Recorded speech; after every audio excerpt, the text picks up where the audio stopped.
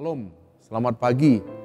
Bapak Ibu Saudara-saudara yang dikasihi oleh Tuhan Yesus Kristus, kita akan masuk dalam renungan pagi. Mari kita mempersiapkan hati dan pikiran kita agar Roh Kudus menuntun kita dan memberikan pencerahan di dalam pemahaman firman Tuhan. Mari kita berdoa. Urapi hati dan pikiran kami supaya firman Tuhan meresap masuk dalam kehidupan kami dan kami diberikan hikmat untuk mengerti serta melakukannya dalam kehidupan kami sehari-hari. Dalam nama Tuhan Yesus Kristus kami berdoa. Amin. Bapak Ibu Saudara-saudara, ayat firman Tuhan yang menjadi bacaan kita pada pagi hari ini terdapat di dalam Yohanes pasal 5 ayat 1 sampai ayat yang ke-13. Dan ayat yang menjadi fokus renungan kita terdapat pada ayat yang ke-7. Firman Tuhan yang berbunyi demikian.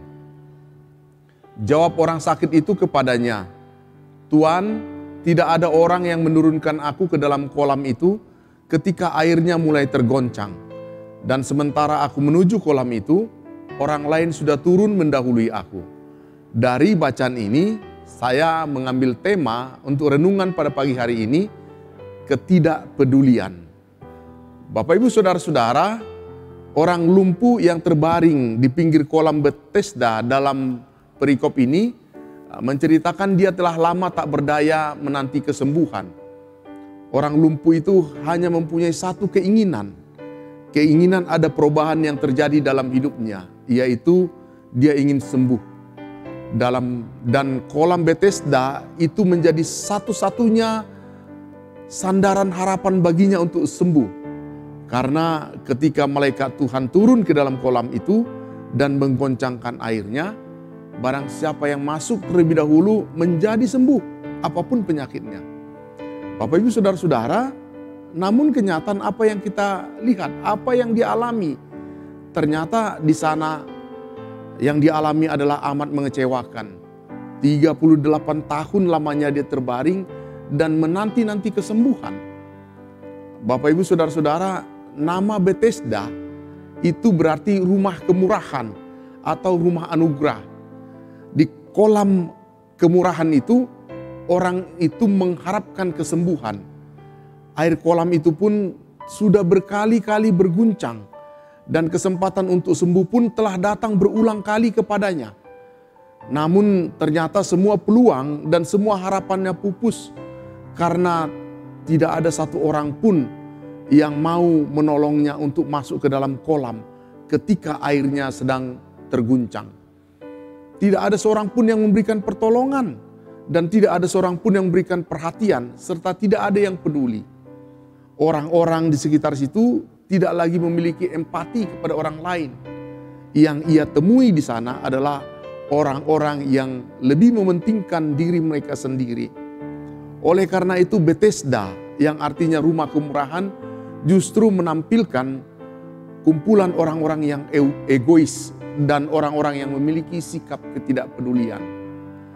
Bapak Ibu Saudara-saudara, ketika dia terbaring, seseorang datang kepadanya dan dia tidak tahu bahwa itu adalah Tuhan Yesus. Lalu mengatakan, "Maukah engkau sembuh?" Dan orang lumpuh ini berkeluh kesah menjawab, "Tuhan, tidak ada orang yang menurunkan aku ke dalam kolam itu ketika airnya mulai tergoncang. Dan sementara aku menuju kolam itu, orang lain sudah turun mendahului aku." Dia hanya mengeluh tentang tidak ada teman atau orang yang mau menolongnya. Orang lumpuh ini meratapi nasib sialnya karena berulang kali saat hendak masuk ke dalam kolam ketika airnya bergoncang, orang lain sudah turun mendahulinya dan dia kalah dalam persaingan itu. Bapak Ibu Saudara-saudara, ketidakpedulian adalah sebuah perbuatan melakukan pembiaran terhadap kesulitan orang lain. Dan ada banyak hal yang membuat seseorang semakin enggan menolong sesamanya. Mungkin dia merasa banyak perhitungan saat ingin menolong orang lain. Atau kemungkinan lain karena itu adalah sebuah persaingan. Atau juga dia tidak ingin repot. Atau tidak ingin terlibat dalam urusan orang lain dan banyak hal-hal lain. Bapak Ibu Saudara-saudara, ketidakpedulian membuat kasih dalam diri seseorang itu menjadi dingin. Ketidakpedulian pada sesama juga membuat hubungan antar sosial menjadi renggang.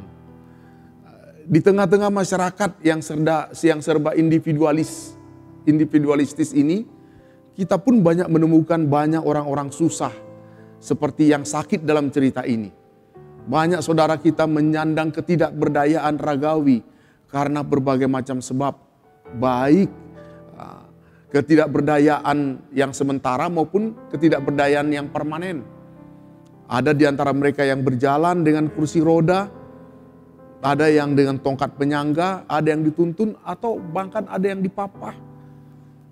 Dan mereka banyak yang tidak memiliki orang lain untuk menolong, tidak punya teman, tidak punya penolong.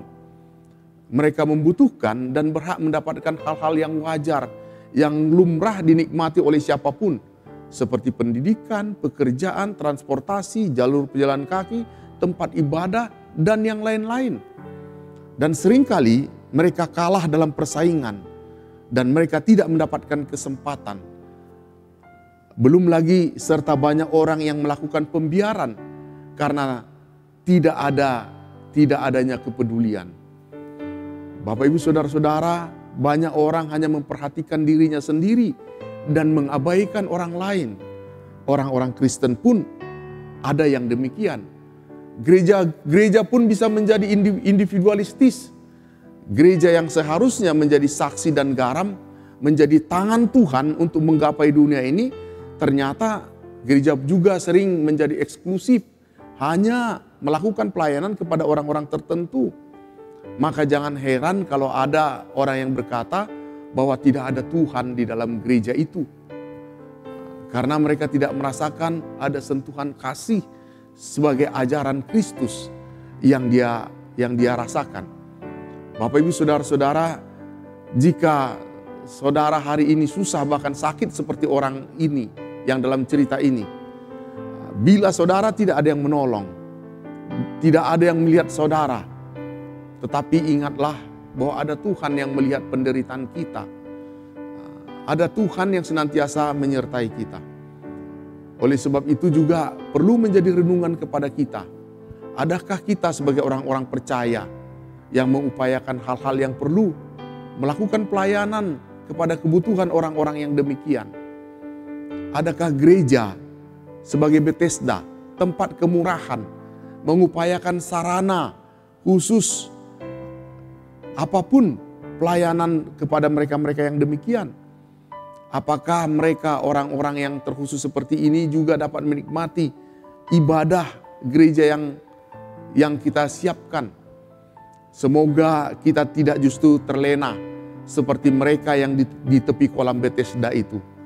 Jika kolam Bethesda itu tidak menjadi sumber anugerah, kiranya kita oleh karena kasih Tuhan Yesus Kristus dapat menjadi saluran berkat, menjadi anugerah bagi mereka yang membutuhkannya. Demikian firman Tuhan, terpujilah Kristus. Amin. Mari kita berdoa.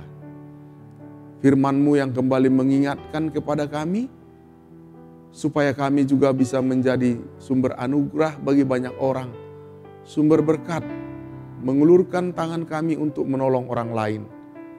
Sertai kami ya Tuhan, di dalam nama Tuhan Yesus Kristus kami berdoa. Amin.